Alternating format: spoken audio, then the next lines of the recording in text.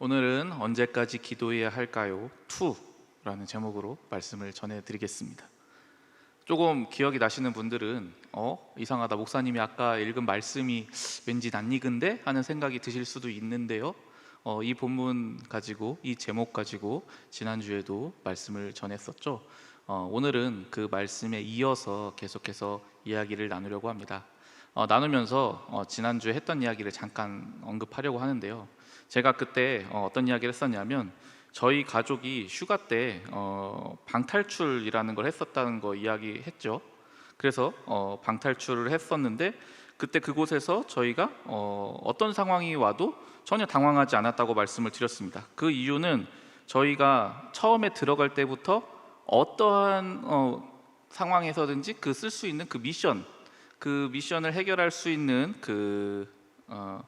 힌트가 담긴 휴대폰을 저희한테 주었다고 했어요. 그래서 무제한이다 보니까 그냥 막히면 그냥 쓰면 되는 거예요.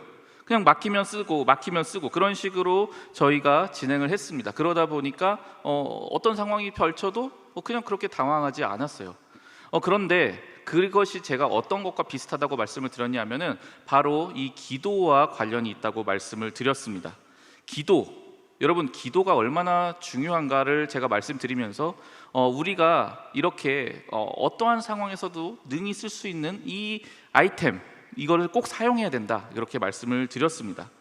그리고 이제 이 상황에 똑같이 펼쳐졌던 한 사람들, 바로 예수님의 제자들에 대해서 말씀을 드렸습니다. 예수님의 제자들은 어떤 일이 있었느냐, 이제 자신들의 모든 삶을 다 걸었던 예수 그리스도께서 어떻게 되셨어요? 갑자기 십자가에 죽으시고 승천하셨습니다. 그렇게 되니까 남겨진 그 제자들에게는 아무것도 없었어요. 아무것도 없던 그들에게 유일하게 희망이 되었던 그것은 예수님의 한 가지 약속이었습니다. 너희가 이곳 예루살렘에서 기다리면 몇 날이 못 되어 성령으로 세례를 받을 것이고, 그리고 그 성령이 너희에게 임하시면 너희가 권능을 받고 예루살렘과 온 유대와 사마리아와 땅끝까지 이르러 내 증인이 될 것이다 라고 말씀하셨습니다. 그래서 이 이야기를 듣고 제자들은 그래, 그럼 능력의 영이신 성령께서 오시기를 우리가 기다려야겠다라고 생각하게 되었습니다. 그래서 그들은 간절히 기도하면서, 오로지 기도에 힘쓰면서 기도했습니다. 그랬을 때 무슨 일이 일어났죠? 오순절날 예수님께서 약속하신 그 하나님의 성령이 실제로 임하셨습니다. 그래서 그들은 어떻게 되었습니까? 그들은 자신들이 가지고 있던 그 모든 문제들이 해결되는 것 이상으로 자신들이 아예 새로워지는 경험을 하게 되었습니다. 그 상황에서 그들은 더 이상 어떠한 것도 두려워하지 않았고, 예수 그리스도께서 그들에게 맡기신 사명, 즉 예수님의 증인으로서의 삶을 온전히 살아갈 수 있게 되었다고 말씀을 드렸습니다. 여러분, 이렇게 이들이 새로운 삶을 살게 된 그 배경에는 기도가 있었다고 제가 이야기를 드렸어요. 그런데 여기가 지난주까지의 내용이고요. 여기서 한 가지 의문이 생기는 게 있습니다. 그게 뭐냐 하면, 그래요, 기도가 능력이라는 거 이제 아주 귀가 아프게 들었습니다. 그리고 우리가 반드시 기도해야 된다는 것도 알았습니다. 기도 안 하는 건 뭐랑 똑같다? 방탈출을 하는데 내가 무엇이든지 다 해결할 수 있는 그 힌트가 가득 담긴 휴대폰을 받아놓고 그냥 내 힘으로 어떻게든 풀어내려다가 결국엔 풀지도 못하고 막히고 그렇게 실패해버리는 그런 것과 다를 게 없다, 제가 이런 이야기를 드렸어요. 여기까지는 오케이예요. 그런데 문제는 그 다음입니다. 어쨌든 기도를 시작합니다. 기도를 시작을 하면 이 기도를 언제까지 해야 될까요? 기도하면 여러분 언제 응답되는 걸까요? 내가 여기서 기도를 딱 했어요. 그러면 그 순간에 하나님께서 바로 확인 버튼을 눌러주시는 걸까요? 아니면 하루 정도의 텀이 있는 걸까요? 아니면 한 3일 정도, 성경에서는 보통 이 3이라는 숫자가 잘 나오니까 3일 정도 있다가 응답이 되는 걸까요? 여러분, 얼마나 기도하면 충분할까요? 이러한 궁금증이 우리의 마음에 생기기도 합니다. 근데 제가 여기서 첫 번째로 분명하게 말씀드릴 수 있는 게 하나 있어요. 그게 뭐냐? 이런 질문을 할 시간에 기도를 한 번이라도 더 하자입니다. 네, 여러분, 제가 이제 많은 분들하고 대화를 나누면서 느끼게 된 게 있어요. 그게 뭐냐 하면, 이런 질문들이 떠오를 수 있거든요. 언제까지 기도해야 됩니까? 기도 응답이 언제 이루어집니까? 라고 말하는데, 그런 분들 대부분이 막상 기도를 정말로 시작해보지도 않은 채 이런 이야기를 할 때가 많더라는 사실입니다. 물론 다 그런 건 아니죠. 그러나 여러분, 일단 기도하시기 바랍니다. 언제 응답되느냐, 언제까지 기도해야 되느냐, 이거 논하기 이전에 그냥 먼저 기도를 시작하시기 바랍니다.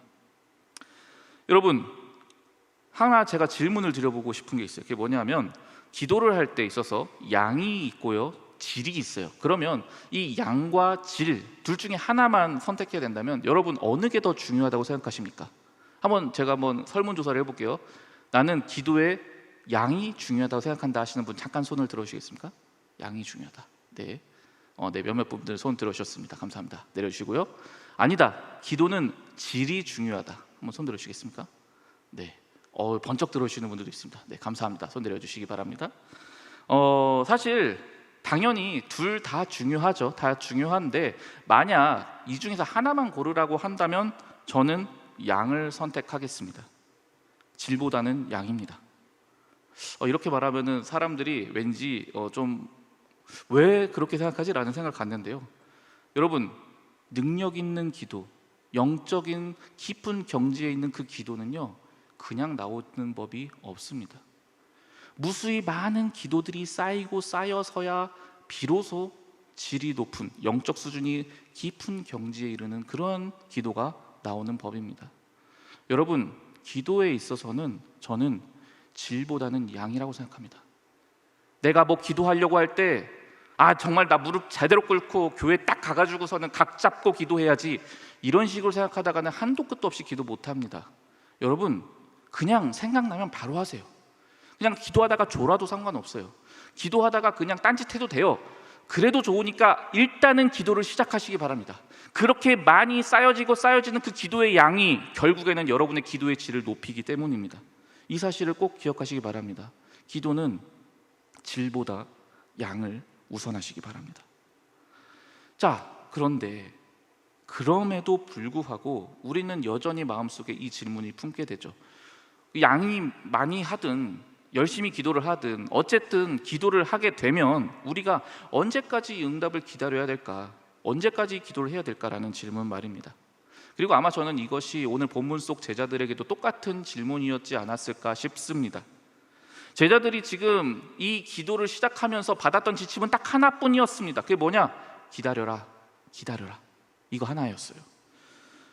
사도행전 1장 4절에서 5절 말씀인데요, 한번 제가 읽어드리겠습니다. 사도와 함께 모이사 그들에게 분부하여 이르시되 예루살렘을 떠나지 말고 내게서 들은 바 아버지께서 약속하신 것을 기다리라. 요한은 물로 세례를 베풀었으나 너희는 몇 날이 못 되어 성령으로 세례를 받으리라 하셨느니라. 아멘. 기다려라. 기다리다 보면 몇 날이 못 되어 하나님이 약속해 주신 성령께서 반드시 오실 것이다 라고 이야기를 들었어요. 그래서 제자들은 기다리는데 그냥 마냥 기다리지 않고 기도하면서 기다리기로 한 겁니다. 그렇다면 여러분, 이 제자들이 이렇게 기도를 결단한 날이 예수님이 승천하신 날이죠. 그러면 그때부터 기도를 시작했어요. 그래서 그들이 응답을 받았을 때까지 얼마나 시간이 걸렸을까요? 이 날짜는 계산이 가능합니다. 이 날짜를 계산하기 위해서 세 가지를 기억을 하셔야 되는데요. 첫 번째, 예수님께서 돌아가신 날, 그날은 유월절이라는 절기였습니다. 이걸 하나 기억해야 되고, 두 번째는 예수님께서 승천하신 날, 예수님께서 승천하신 날이 하나 있고요. 그리고 마지막 세 번째는 이 기도가 응답된 날, 즉 오순절날, 이 세 가지가 있습니다. 여러분, 이 유월절에 돌아가셨는데 오순절날 성령이 임했다라고 하면은 요 유월절부터 오순절까지 기간이 얼마나 걸릴까요? 요거는 그 이름에 답이 있는데, 오순이라는 거는 오랑 순자가 10순자예요. 그러니까 50을 말해요. 50일간 걸렸어요. 이 50일간인데 그렇다면 그 사이에 예수님께서 승천하신 날짜가 중요하죠. 예수님이 죽으신 다음부터 승천하신 날까지 이 기간이 언제나 걸렸느냐? 사도행전 1장 3절에 그 답이 있습니다. 한번 제가 읽어드리겠습니다. 그가 고난받으신 후에 또한 그들에게 확실한 많은 증거로 친히 살아계심을 나타내사 40일 동안 그들에게 보이시며 하나님 나라의 일을 말씀하시니라. 네, 여기에 보면은 날짜가 나오죠. 40일간 이 땅에 머물러 계셨습니다. 그러면 우리는 자연스럽게 이 제자들이 기도했던 기간을 추론할 수 있습니다. 조금 이해를 돕기 위해서 사진을 하나 준비했어요. 한번 사진을 띄워주시기 바랍니다. 네, 여기 보시면 네, 수학 문제 같죠? 네, 밑에 십자가 사건부터 오순절까지는 며칠? 50일입니다. 그런데 그 사이에 예수님께서 승천하신 날까지는 40일입니다. 그렇다면 이 제자들이 기도를 시작했던 시점, 즉 승천하실 때부터 오순절 성령 강림 때까지 이들이 실제로 기도했던 기간이 며칠이 나옵니까? 여러분 아는데 대답을 안 하는 거 아니죠? 네, 열흘이죠, 열흘. 네, 열흘입니다. 네, 화면을 내려주시기 바랍니다. 이들은 열흘간 기도를 했던 겁니다. 언제 성령 임하실지 전혀 모르는 그 상황에서 그들은 열흘 동안 이 기도 제목을 가지고 기도를 했던 겁니다. 여러분 우리가 생각할 때 열흘? 이렇게 생각하면 아주 짧은 건 아니죠. 아주 짧은 건 아니지만 그렇다고 해서 못 기다릴 만한 그런 기간도 아닙니다. 하지만 중요한 사실이 있어요. 지금 우리는 당연히 성경을 통해서 답까지 알고 있으니까 이들이 기도를 땅 시작하면은 얼마나 기다리면 돼요? 열흘만 기다리면 돼요. 이걸 알고 있어요. 그러니까 우리한테 큰 문제는 아닌 것 같아요. 하지만 이 당시의 제자들의 입장에서는 얼마나 기도해야 되는지를 전혀 알 수 없었다라는 것이 중요합니다. 여러분 이런 생각을 해봐요. 만약에 이 제자들이 아니라 우리가 바로 그 당시 제자들의 상황이었다면 우리는 어땠을까? 이것을 저는 상상해 보았습니다. 아마도 승천하신 첫날만 돼도 우리가 되게 으쌰으쌰했을 것 같아요. 그래, 우리가 약속하신 성령 기다려보자, 한번 기도하면서 열심히 기다려보자 하면서 정말 뜨겁게 기도했을 것 같아요. 혹시 알아요? 기도하자마자 응답될지? 근데 그런 일이 안 일어났어요. 그렇게 둘째 날이 흘렀습니다. 둘째 날이야말로 진짜 은혜 받을 만한 때죠. 우리가 수련회 가도 첫째 날보다 보통 둘째 날 더 기도를 빡시게 하잖아요. 더 빡시게 기도했을지도 몰라요. 그래서 막 정말 뜨겁게 정말로 성령이 오실 거야 기도하면서 기다려 봅니다. 그런데 둘째 날이 다 가도록 성령이 오시기는커녕 아무런 변화도 일어나지 않아요. 그렇게 셋째 날을 맞이합니다. 3. 아까 말했죠. 성경은 3이라는 숫자가 중요했다고요. 예수님도 사흘 만에 부활하셨잖아요. 그러니까 이제 예수님께서 진짜로 보내신다면 이때가 딱 좋지. 그런 기대감을 가지고 열심히 또 힘을 내서 기도를 하겠죠. 그런데 3일이 다 끝나도록 여전히 아무런 변화가 없어요. 아무런 상황도 달라지는 게 없습니다. 그렇게 4일째를 맞이하다 보면 조금씩 힘이 빠집니다. 이상하다. 혹시 응답이 안 되는 건가? 내가 착각했던 건가? 막 이런 생각이 들어요. 마음에서 힘이 좀 빠져요. 그래서 그래도 있는 힘 없는 힘 끌어 모아가지고 다시 한번 기도에 힘써 봅니다. 그렇게 기도를 하지만 응답이 있습니까? 전혀 없습니다. 변하는 것도 없어요. 그렇게 5일이 지나고 6일이 지나고 또 일주일이 지납니다. 그 정도 되면 이제는 기대감이 더 사라졌어요. 다 사라지고 기대감보다는 실망감이 훨씬 더 커져 있습니다. 역시 그럼 그렇지 뭐. 기도한다고 다 되면 내가 지금 이렇게 살았겠나? 왜 난 또 그걸 또 순진하게 믿었지? 왜 내가 지금까지 이렇게 버티면서 또 기도했지? 이런 생각 들 수 있습니다. 아니, 실제로 아마 거의 대부분의 신앙인들은 지금 한 일주일 정도 이렇게 기도하면요, 이미 기도를 안 하고 있을 확률이 훨씬 더 큰 것 같습니다. 그렇게 8일, 9일째를 지나서 열흘이 지나가는 거죠. 여러분, 제가 방금 말씀드린 건요, 그냥 우리가 만약 이때 제자들의 입장이었다면 이렇지 않았을까라는 상상 속의 이야기를 한 것입니다. 그러나 저는 걱정되는 게 뭐냐면 우리가 실제로 지금 현실을 살아가면서 기도할 때 마치 이런 태도로 기도하고 있지는 않은가라는 점입니다. 기도조차 시도를 하지 않는 경우가 태반이지만 막상 기도를 한다고 해도 열흘을 채우기도 전에 우리는 포기하고 있는 건 아닐까요? 물론 여러분, 이 열흘 동안 언제 될지도 모르는 그 끝을 향해서 계속 매일매일 무릎 꿇고 기도하는 그 과정은요, 말로 다 할 수 없이 고통스럽습니다. 응답이 될지 안 될지도 모르고 어떤 식으로 응답이 될지도 모르고 언제 끝날지 어떻게 기도해야 될지 그 현실의 어려움을 계속 감당해야 되거든요. 그 열흘 동안. 그것이 우리에게 얼마나 고통스럽습니까? 될 것 같기도 한데 그냥 기도하고 일어나 보면은 왠지 이루어질 것 같은데 근데 막상 내 현실을 가보면 여전히 변화가 없는 내 삶, 응답이 보이지 않는 내 삶. 시도해봅니다. 또 기도해보려고 또 시도해봅니다. 그렇게 다람쥐 쳇바퀴 구르듯이 기도하고 현장에 나가보니까 아무 일도 없고, 기도하고 현장에 나가보니까 아무 일도 없고, 그런 현실이 우리에게 반복되다 보면 우리는 어느덧 기도에 대한 소망조차 잃어버리고 그렇게 살아가게 되죠. 여러분, 이런 기도의 절망을 느끼는 그리스도인들이 생각보다 많다는 걸 압니다. 여러분, 그럼에도 불구하고 우리가 기도해야 될까요?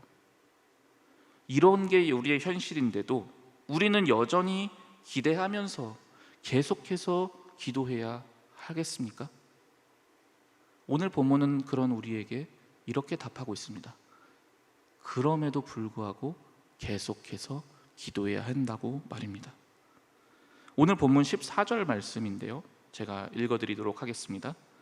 여자들과 예수의 어머니 마리아와 예수의 아우들과 더불어 마음을 같이하여 오로지 기도에 힘쓰더라. 여기에서 오로지 기도에 힘쓰더라라는 이 말에 쓰인 헬라어는 프로스카르테레오라는 말입니다. 이 말은 기본적으로 두 가지 뜻을 가지고 있어요. 고집하다, 무엇을 하려고 하다, 이런 뜻이 기본 뜻인데요, 이 단어는 신약 성경에서 총 10번이 등장합니다. 그런데 이 10번 중에 8번이 이런 뜻으로 쓰이고 있습니다. 오늘 본문을 포함해서 이 단어는 8번 이렇게 씁니다. 어떤 행동을 하며 헌신적으로 인내하다. 그리고 이 8번 쓰여질 때 대부분이 어디에 쓰여졌느냐? 이 기도라는 행위를 할 때 이 단어가 같이 연결돼서 쓰여집니다. 다시 말하면 신약 성경은 우리에게 뭐라고 말하느냐? 기도를 할 때 그것을 헌신적으로 인내하면서 한 번에 끝내지 않고 계속해서 기도를 해라 라는 단어로 이 동사가 계속 쓰이고 있다는 겁니다. 그래서 제자들은 실제로 이 기도라는 행동을 일회적으로 끝내지 않았습니다. 헌신적으로 인내하면서 계속해서 기도를 시도했습니다. 이들은 인내하면서 마치 우리가 무언가를 붙잡듯이 계속해서 기도하려고 했다라고 성경은 기록합니다. 여기서 우리는 제가 처음에 질문한 그 질문의 답을 얻게 됩니다. 여러분, 우리가 언제까지 기도해야 될까요? 그 답은 알 수 없다입니다. 언제 응답이 될지 우리는 알 수 없습니다. 그건 하나님만이 아시는 영역입니다. 그러나 그럼에도 불구하고 성경은 우리가 헌신적으로 인내하며 계속 기도하려고 노력을 반복해야 된다라고 지금 말하고 있습니다. 우리는 언제까지 기도해야 될지 그 정확한 시점과 그 기간은 알 수 없습니다. 그건 하나님께서 우리에게 가려주셨습니다. 그러나 그럼에도 불구하고 우리에게 확실하게 주어지는 것 두 가지 사실이 있습니다. 그 두 가지를 나눠보겠습니다. 첫 번째는 우리가 기도하면 그 기도에 대한 것은 반드시 응답이 있을 것이다 라는 사실입니다. 몇 구절 말씀을 읽어드립니다. 마태복음 7장 7절 말씀입니다. 구하라, 그리하면 너희에게 주실 것이요, 찾으라, 그리하면 찾아낼 것이요, 문을 두드리라, 그리하면 너희에게 열릴 것이니. 또 요한복음 16장 24절 말씀 읽어드리겠습니다. 지금까지는 너희가 내 이름으로 아무것도 구하지 아니하였으나 구하라, 그리하면 받으리니 너희 기쁨이 충만하리라. 요한복음 14장 14절 말씀입니다. 내 이름으로 무엇이든지 내게 구하면 내가 행하리라. 여러분, 제가 지금 몇 구절, 대표적인 구절만 뽑아서 말씀을 드렸습니다만 다 공통적으로 뭘 말하고 있습니까? 우리가 구하면 하나님이 반드시 들으시겠다라고 약속하고 계십니다. 그리고 이 약속은 단순히 신약 성경에서만 이루어지지 않습니다. 이 이야기는 구약 성경에도 나타납니다. 구약 성경에 한 가지만 좀 제가 예를 들어보겠는데요, 다니엘을 예를 들어보겠습니다. 여러분, 다니엘 하면 우리는 어떤 인물로 기억합니까? 이 사자굴에 갇혔던 다니엘, 이렇게 기억을 하죠. 그런데 우리에게 좀 생소한 본문이 있어요. 이 다니엘이 기도하는 장면인데요, 이 다니엘이 기도하는 장면을 살펴보면 우리가 영적으로 얻을 수 있는 유익이 몇 가지가 있습니다. 두 가지 말씀만 살펴보겠습니다. 먼저 다니엘 9장 21절에서 23절 말씀입니다. 제가 읽어드리겠습니다. 곧 내가 기도할 때에 이전에 환상 중에 본 그 사람 가브리엘이 빨리 날아서 저녁 제사를 드릴 때 즈음에 내게 이르더니 내게 가르치며 내게 말하여 이르되 다니엘아 내가 이제 내게 지혜와 총명을 주려고 왔느니라. 곧 내가 기도를 시작할 즈음에 명령이 내렸으므로 이제 내게 알리러 왔느니라. 너는 크게 은총을 입은 자라. 그런즉 너는 이 일을 생각하고 그 환상을 깨달을지니라. 아멘. 자, 시간 관계상 여기서 여러 가지 상황을 다 생략합니다. 핵심만 볼게요. 지금 다니엘이 어떤 상황이냐? 기도를 하고 있는 상황이에요. 기도를 하는데 천사 가브리엘이 지금 다니엘에게 찾아왔어요. 그 다니엘이 왜 왔냐? 다니엘이 기도한 것에 대한 응답을 가지고 온 겁니다. 그런데 중요한 건 그 시점이에요. 지금 화면에 띄워져 있는 이 9장 23절을 보면 이렇게 말합니다. 곧 내가 기도를 시작할 즈음에 명령이 내렸으므로 라고 말하고 있습니다. 즉 무슨 말입니까? 다니엘이 지금 이제 막 기도를 시작하려고 해요. 그런데 이제 나 한번 기도해 볼까 하고 무릎을 딱 꿇으려고 하는 그때 하나님은 이미 천사 가브리엘에게 그 기도에 대한 응답을 주셨고 그 응답을 가지고 내려가라 라고 명령을 이미 하신 시점이라는 겁니다. 이와 비슷한 장면이 다니엘 10장에도 나타납니다. 다니엘 10장 12절에서 14절 말씀입니다. 그가 내게 이르되 다니엘아 두려워하지 말라. 내가 깨달으려 하여 내 하나님 앞에 스스로 겸비하게 하기로 결심하던 첫날부터 내 말이 응답받았으므로 내가 내 말로 말미암아 왔느니라. 그런데 바사 왕국의 군주가 21일 동안 나를 막았으므로 내가 거기 바사 왕국의 왕들과 함께 머물러 있더니 가장 높은 군주 중 하나인 미카엘이 와서 나를 도와주므로 이제 내가 마지막 날에 내 백성이 당할 일을 내게 깨닫게 하러 왔노라. 이는 이 환상이 오랜 후의 일임이라 하더라. 아멘. 자, 어려운 이야기 다 생략합니다. 여기서 중요한 거 12절 말씀인데 보시면 여기에서도 다니엘이 기도를 시작합니다. 기도를 시작할 때 하나님 앞에서 겸비하고 이제 기도하려고 결심을 한 그 첫날, 바로 그 순간에 이미 다니엘의 기도는 응답받았다라고 말합니다. 그런데 하늘에 신비한 상황이 펼쳐져요. 그래서 이 응답을 가지고 내려오는 천사가 이 신비한 상황에 막혀서 21일 동안 이 응답을 가지고 오지 못하다가 이제 21일째 만에 풀려서 왔다는 겁니다. 여기서 여러분 우리가 이 두 가지 말씀을 통해서 주목해야 될 사실이 있습니다. 하나님은 우리가 이 땅에서 기도할 때 기도하기로 결단하고 이제 막 그 기도의 행위를 시작하는 그 시점에 이미 응답을 시행하고 계시다라는 사실입니다. 여러분 이것은 우리에게 뭘 의미합니까? 하나님이 우리가 기도를 할 때 이미 내가 무엇을 구할지를 다 알고 계시다라는 사실을 전제하고 있습니다.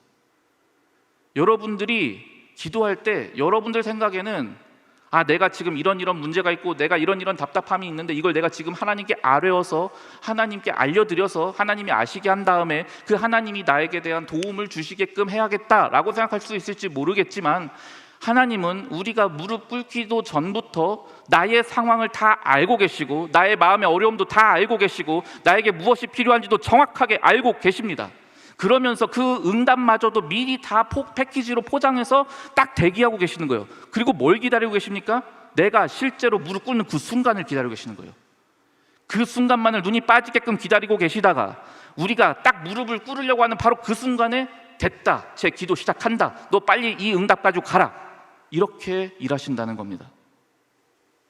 사랑하는 청년 여러분, 우리가 기도하는 대상이신 하나님은 바로 이런 하나님이십니다. 하나님은 우리가 미처 말로 다 아뢰지 않아도 나의 상황도 나의 사정도 우리에게 어떤 응답이 필요한지도 이미 아실 뿐더러 그 응답을 우리보다도 더 빨리 주기를 간절히 원하십니다. 그러나 그럼에도 불구하고 그 사이에 가장 중요한 행위가 하나 있습니다. 그것은 그 당사자인 우리가 실제로 무릎을 꿇느냐 꿇지 않느냐입니다. 아무리 하나님께서 우리에게 어마어마한 응답을 준비해 주셨다 할지라도 당사자인 내가 정작 하나님께 무릎 꿇지 않는다면 그것은 아무 소용이 없게 됩니다. 그러나 내가 단 한 번이라도 그 하나님 앞에 무릎을 꿇으려고만 하면, 내가 기도를 시작하려고 하는 그 순간 하나님께서는 이미 나를 위해 예비해 두신 그 놀라운 응답을 이미 시행하신다라는 사실입니다. 우리가 무릎을 꿇기만 하면 이미 그때부터 하나님의 놀라운 역사는 시작됩니다. 다만 그 응답이 우리가 생각하는 계산과는 다를 수 있습니다. 하나님께서는 하나님의 뜻 안에서 우리에게 가장 최적의 타이밍을 보고 계십니다. 여러분, 우리가 흔히 하는 말 뭐가 있습니까? 인생은 타이밍이다, 이렇게 얘기하죠. 타이밍 맞게 어떤 걸 행하는 것, 그것이야말로 사실 인생에서 정말로 중요합니다. 타이밍 맞게 하는 게 너무 중요합니다. 그런데 문제는 뭡니까? 우리가 그 타이밍을 모른다는 거예요. 그래서 적절한 타이밍에 적절한 행동을 못할 때가 너무 많아요. 그렇기 때문에 우리는 기도해야 합니다. 그런 우리가 기도를 하게 되면 하나님께서는 가장 적절한 타이밍을 누구보다 잘 아시지 않겠습니까? 그 하나님이 가장 적절한 타이밍에 가장 적절한 응답으로 우리를 위해 일하십니다. 그러므로 여러분, 언제 응답될 것이냐, 언제까지 기도해야 되느냐, 이걸 고민하시지 마시기 바랍니다. 우리에게 중요한 것은 그냥 기도를 시작하는 것, 그것 자체입니다. 우리가 기도하면서 두 번째로 확실하게 알 수 있는 사실이 있습니다. 그것은 이 기다림의 기간이, 실제로 걸리는 기간이 그리 길지 않다라는 사실입니다. 여러분, 이것 또한 성경에서 되게 많이 언급되고 있는데요, 시간 관계상 다 생략하고 대표적인 말씀 한 구절만 보겠습니다. 누가복음 18장 7절에서 8절 말씀입니다. 제가 읽어드리겠습니다. 하물며 하나님께서 그 밤낮 부르짖는 택하신 자들의 원한을 풀어주지 아니하시겠느냐? 그들에게 오래 참으시겠느냐? 내가 너희에게 이르노니 속히 그 원한을 풀어주시리라. 그러나 인자가 올 때에 세상에서 믿음을 보겠느냐 하시니라. 아멘. 사랑하는 청년 여러분, 하나님은 이미 우리의 연약함을 그 누구보다도 잘 알고 계십니다. 우리가 얼마나 부족한지, 얼마나 인내심이 적은지, 한두 번 기도하면 얘가 지쳐 나가 떨어질 정도로 연약하다라는 걸 누구보다 잘 아십니다. 우리가 우리의 현실에서 버티다 견디다 못해 기도를 시작하게 되었다라는 걸 주님께서는 너무나 잘 아십니다. 그 모든 상황을, 내 모든 마음을 너무나 소상히 잘 아시는 그 자비로우신 주님께서 어떻게 우리에게 그 응답의 기간을 길게 내버려 두시겠습니까? 절대 그렇지 않습니다. 실제로 오늘 본문 속 제자들이 응답받았던 시간은 열흘이라는 시간이 걸렸습니다. 성경에 보면 여러 가지 기다리는 시간들이 나옵니다. 그런데 어려움을 견디는 그 시간들은 하나같이 결코 길지 않습니다. 보통 일주일 이내에 다 해결이 되든지 또는 그 며칠 정도 수준으로 그 시간들이 지나가고는 합니다. 제 개인적인 경험을 생각해 보면, 제가 실제로 지금까지 살아오면서 기도할 때 느꼈던 응답들을 보면 대부분 거의 얼마 걸리지 않았습니다. 어떤 형태로든 하나님은 반드시 신속하게 응답해 주셨습니다. 오래 우리가 절대로 그렇게 길게 기다려야 된다? 그렇지 않습니다. 거의 확실히 하나님께서는 응답해 주실 때가 대부분이었습니다. 우리가 전에 제가 나눴던 것처럼 히스기야의 기도 기억나십니까? 히스기야가 이사야 선지자에게 통보받았습니다. 너는 이제 죽고 살지 못할 것이다. 그 소식을 듣는 순간 마음이 무너져버린 이 히스기야는 얼굴을 낯을 벽으로 향하고 하나님께 통곡하면서 기도합니다. 주여, 내가 주 앞에서 진실과 전심으로 행했던 것을 추억하옵소서 하고 심히 통곡하였더라. 그랬을 때 하나님의 응답이 어떻게 이루어집니까? 이사야가 그 통보를 히스기야 왕한테 하고 유다 왕국 성을 미쳐 다 나가기도 전에 하나님의 말씀이 이사야에게 임했다라고 성경이 말합니다. 얼마나 마음이 다급하셨던지 하나님께서 뭐라고 하십니까? 너는 다시 히스기야에게 가라. 내가 그의 눈물과 그의 기도를 보았노라. 그러면서 그의 수명을 다시 연장시켜 주시고 그의 모든 대적들을 물리쳐 주시는 응답을 그에게 허락하셨습니다. 사랑하는 청년 여러분, 이제 말씀을 결론 지으려고 합니다. 이 제자들이 언제 응답받을지도 모르는 상황에서도 열흘 동안 끝까지 인내하면서 기도할 수 있었던 것은, 그들이 헌신함으로 인내하면서 계속 기도할 수 있었던 비결은 응답을 약속받았기 때문입니다. 너희는 몇 날이 못 되어 성령으로 세례를 받으리라. 예수님이 약속하셨습니다. 그리고 그들은 그 약속의 말씀을 붙잡고 이것이 언제 이루어질지는 모르지만 그때를 위해서 계속 힘있게 기도에 힘썼습니다.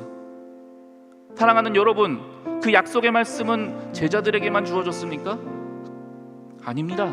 우리에게도 주어졌습니다. 앞서 우리가 읽은 말씀들을 보는 것처럼 우리에게도 이 기도하면 반드시 응답되리라 라는 약속은 이미 주어졌습니다. 우리도 비록 언제 응답이 될지는 확실히 알 수 없어요. 그러나 이 한 가지를 잊지 마시기 바랍니다. 그런 우리의 기도와 간구를 들으시는 하나님은 그 누구보다 자비로우십니다. 우리의 연약함을 그 누구보다 잘 아시는 주님께서는 하나님이 정하신 때에 하나님이 하실 수 있는 가장 좋은 방법으로 가장 빠른 시일에 우리에게 선하게 응답해 주실 것입니다. 그러므로 우리에게 주어진 것은 단 하나, 그 하나님을 신뢰하며 잠잠히 기다림으로 인내하며 이 기도의 끈을 놓지 않는 것입니다.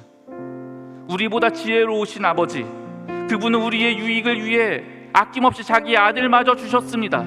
자기 아들을 아끼지 아니하시고 우리에게 내어주시니가 어찌 우리에게 모든 좋은 것을 허락하지 않으시겠습니까? 사랑하는 여러분, 담대함을 가지시기 바랍니다. 그리고 신뢰하시기 바랍니다. 그 하나님은 우리가 무릎 꿇는 그 순간부터 이미 응답을 가지고 우리를 위해 일하십니다. 그 하나님이 오늘도 저와 여러분을 기도의 자리로 초청하고 계십니다. 우리 시간 같이 기도하길 원합니다. 여러분, 한번 눈을 감아주시겠습니까? 여러분, 제가 매번 오부 예배 끝날 때마다 왜 설교할 때 설교 끝나고 찬양하고 기도하는지 아십니까? 왜 제가 여러분들을 시끄러울 듯하게까지 제가 왜 소리 지르며 기도하는지 아십니까? 그건 여러분들이 이 시간이라도 단 한 번이라도 여러분들의 입을 열어서 직접 기도하길 원해서입니다. 불을 좀 꺼주시겠습니까? 왜 매번 우리가 불 끄고 기도하는지 아십니까? 왜 매번 이렇게 소리를 크게 내면서 기도하는지 아십니까? 여러분들이 옆에 사람 신경 쓰지 말라는 겁니다. 여러분들이 아무리 기도 안 해보고 살았어도 오늘 이 시간만큼은 하나님께 여러분들의 입을 열어서 간구하기를 간절히 원하기 때문입니다. 여러분, 이 시간 우리 기도할 텐데요, 한번 여러분들 목소리를 내서 기도하셨으면 좋겠습니다. 여러분 각자 개인적인 사정들이 있으시지 않습니까? 남에게 미처 말 못할 나만의 답답함이 있지 않습니까? 나의 현실의 어려움, 가정의 문제, 여러분들의 미래에 대한 일, 직장의 문제, 건강의 문제, 여러 가지 문제, 그 어떤 것이든 상관없습니다. 하나님은 지금 여러분이 그것을 가지고 무릎 꿇기를 간절히 원하고 계십니다. 여러분이 입을 열기를 간절히 원하고 계십니까?